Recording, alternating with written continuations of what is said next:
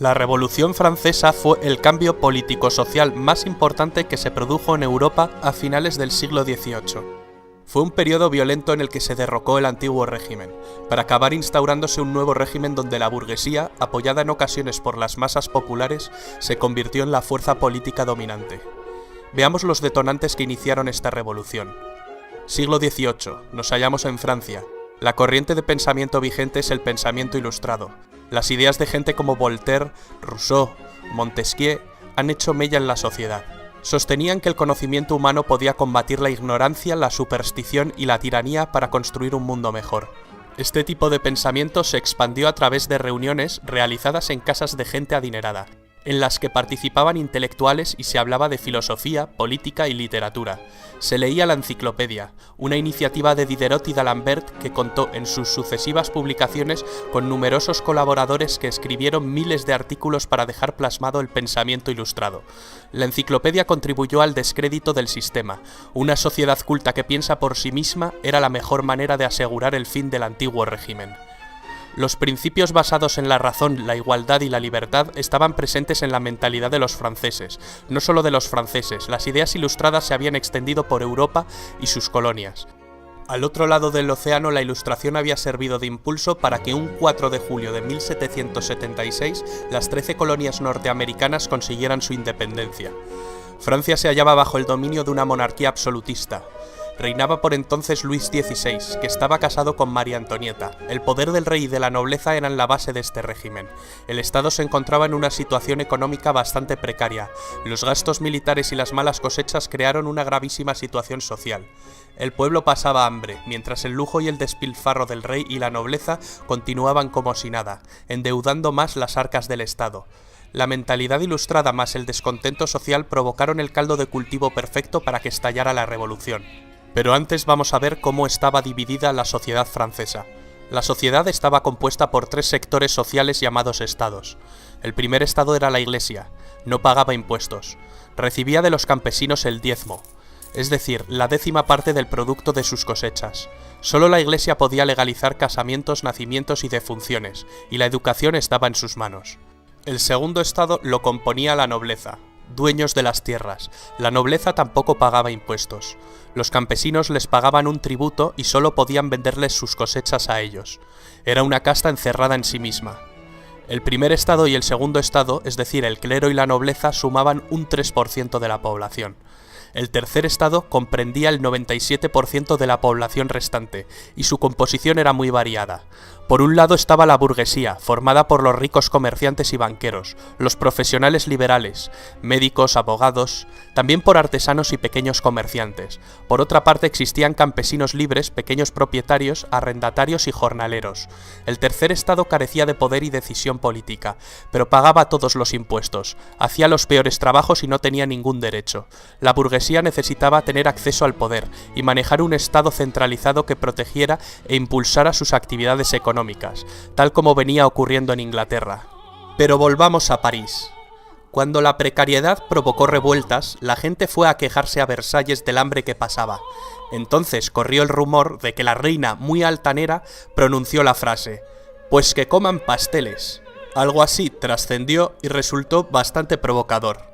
Para levantar el grave déficit presupuestario, el rey tuvo que declarar al Estado en bancarrota y convocar en 1788 los Estados Generales, un parlamento medieval que se había convocado por última vez 174 años antes.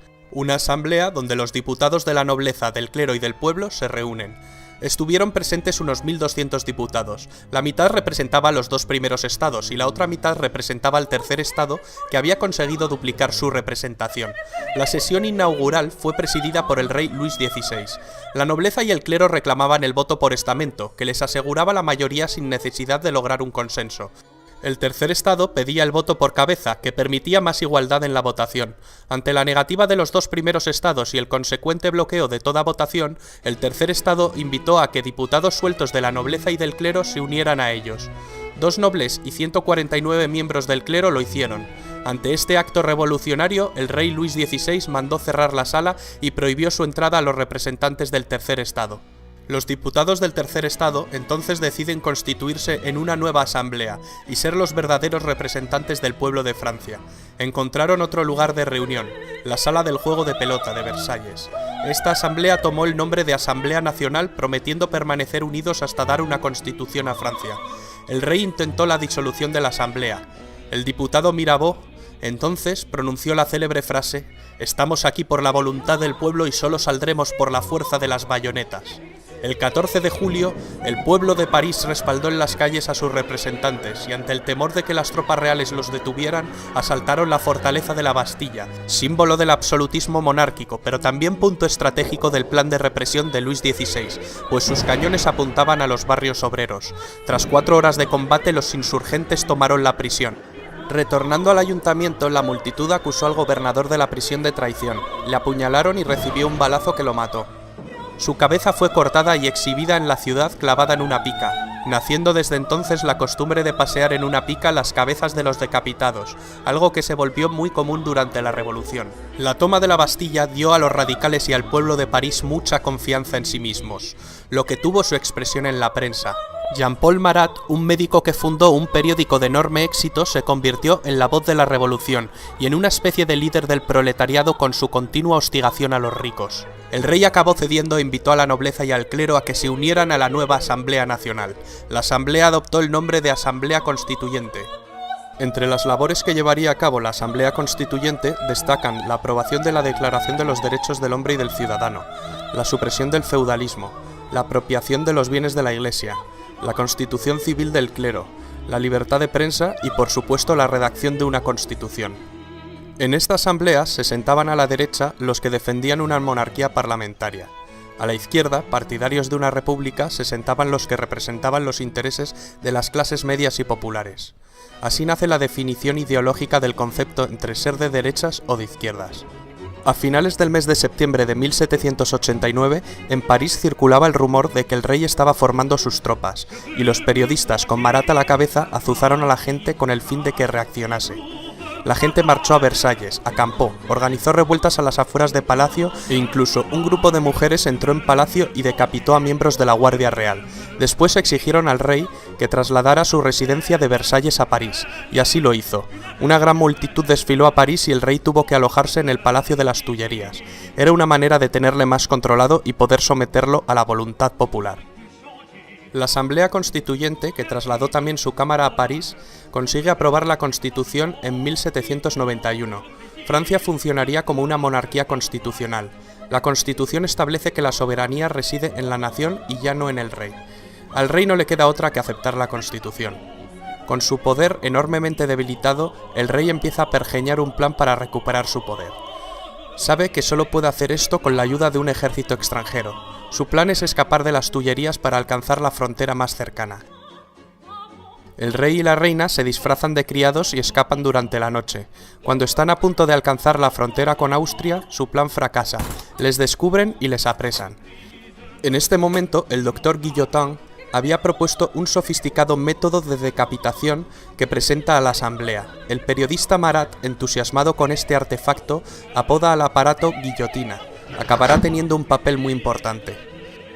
Con los reyes presos y por miedo a un ataque inminente, la asamblea se anticipa y declara la guerra a Austria, el país de la familia de María Antonieta. Pronto Prusia se une a Austria. El 10 de agosto de 1792, las masas asaltaron el Palacio de las Tullerías y la Asamblea Legislativa suspendió las funciones constitucionales al rey. La Asamblea acabó convocando elecciones con el objetivo de configurar por sufragio universal un nuevo parlamento que recibiría el nombre de Convención Nacional. Aumentaba la tensión política y social en Francia, que además se encontraba en guerra e iba cediendo territorios ante sus enemigos. El nuevo parlamento elegido, compuesto fundamentalmente por los jacobinos con Robespierre a la cabeza y los girondinos de corte más moderado, deciden abolir la monarquía y proclamar la república. Abren un juicio al rey por traición que finalmente es condenado a muerte. Muere ejecutado en la guillotina. La reina María Antonieta acabaría corriendo la misma suerte y sería ejecutada más adelante. La revolución se había radicalizado. Durante este periodo se produjo el ajuste de cuentas entre los jacobinos radicales y los girondinos moderados. El sanguinario Marat arremete en su periódico contra los moderados y publica listas de supuestos traidores a la revolución. Esto acabaría con Marat asesinado, mientras se daba un baño en su casa. La consecuencia: Marat se convirtió en un mártir, en una leyenda de los radicales. La Convención Nacional redactó una nueva constitución. Creó también un nuevo calendario, según el cual el año 1792 se convertiría en el año 1 de su nueva era. Cambiaron los nombres de los meses: floreal, brumario, germinal. Se quitó la semana con el fin de suprimir las connotaciones religiosas del domingo y cada mes se dividiría en 3 periodos de 10 días. Los grandes oradores Robespierre y Danton son las figuras revolucionarias que cobraron más protagonismo en este momento. El poder legislativo de la nueva república estuvo a cargo de la Convención, mientras que el poder ejecutivo recayó sobre un órgano de nueva creación, el Comité de Salvación Pública, con el fin de salvaguardar la República. Este órgano cayó bajo el mando del jacobino Robespierre. Los jacobinos desataron lo que se denominó el Reinado del Terror, entre 1793 y 1794, una especie de dictadura jacobina. El experimento republicano francés acabó evolucionando en un régimen terrorista. Entre 10.000 y 40.000 personas fueron guillotinadas ante acusaciones de actividades contrarrevolucionarias. Los inclementes responsables del terror sirvieron mal a los ideales que decían defender.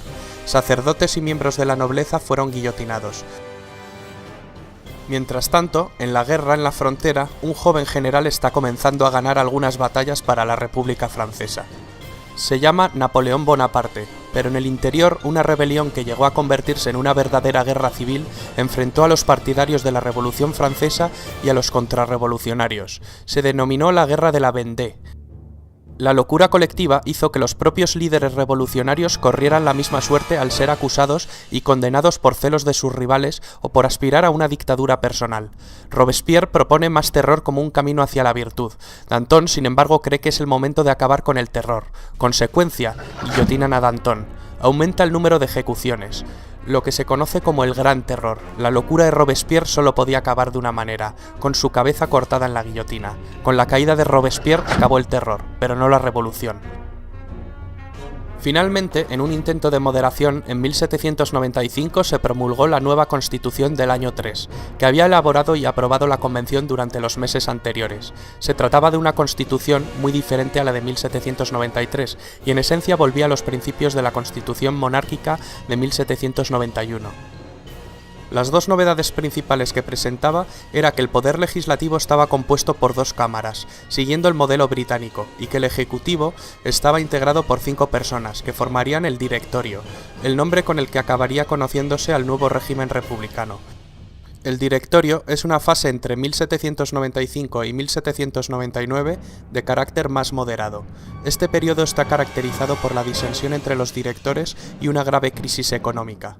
Napoleón Bonaparte, retornado de su campaña en Egipto, encontró la motivación para dar en 1799 un golpe de estado, el del 18 de Brumario.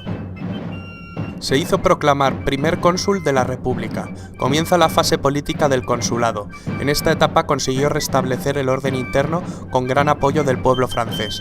La economía volvería a crecer. En 1804 vuelve a dar otro golpe de timón mediante un plebiscito y Napoleón se proclama emperador. Para muchos historiadores aquí acabó la revolución, pero el grito de la revolución aún pervive hoy en día en todas partes: libertad, igualdad y fraternidad. Estas palabras cambiaron la historia de Occidente para siempre.